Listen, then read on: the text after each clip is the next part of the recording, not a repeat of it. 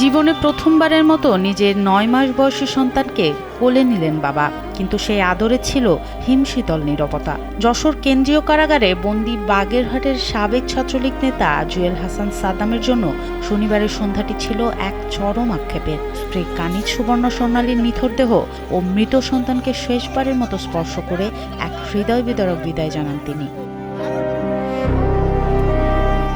গেল ২৩শে জানুয়ারি বাগেরহাটের সাবেকডাঙ্গা গ্রামে ঘটে এই হৃদয় বিদারক ঘটনা।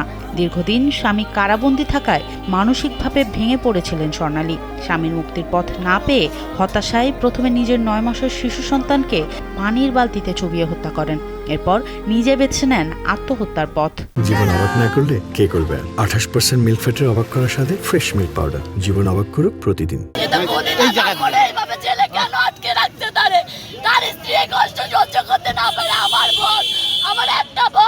আমার একটা ভাগ্যে আত্মহত্যা করছে, কত কষ্ট নিয়ে মরছে, রাজনীতির কি এই পড়ে না বলো। স্বজনরা জানান সাদ্দাম কারাগার থেকে স্ত্রীকে চিরকুট পাঠিয়ে দ্রুত মুক্তির আশ্বাস দিতেন। সেখান থেকে পাঠানো সাদ্দামের আশ্বাসের চিরকুটগুলো স্বর্ণালীর মনে স্বস্তি দেওয়ার বদলে মানসিক চাপ ও বিচ্ছেদ বেদনা আরো বাড়িয়ে দিয়েছিল। এই দীর্ঘ প্রতীক্ষায় তাকে অন্ধকারের দিকে ঠেলে দেয়। অনেকটা ডিপ্রেশন এবং হতাশাগ্রস্ত ছিল, যার কারণে সে গতকালকে দুপুরে আমরা তার লাশ ঝুলন্ত অবস্থায় পাই ফ্যানের সাথে, এবং তার বাচ্চা পানির মধ্যে চুবানো অবস্থায় ছিল। শনিবার সন্ধ্যায় মানবিক বিবেচনায় কারাবিধি মেনে সাদ্দামের স্ত্রী ও সন্তানের মরদেহ নেওয়া হয় যশোর জেলগেটে। জেলবন্দি অবস্থায় জন্ম নেয়া সন্তানকে সাদ্দাম এর আগে কখনো দেখার সুযোগ পাননি।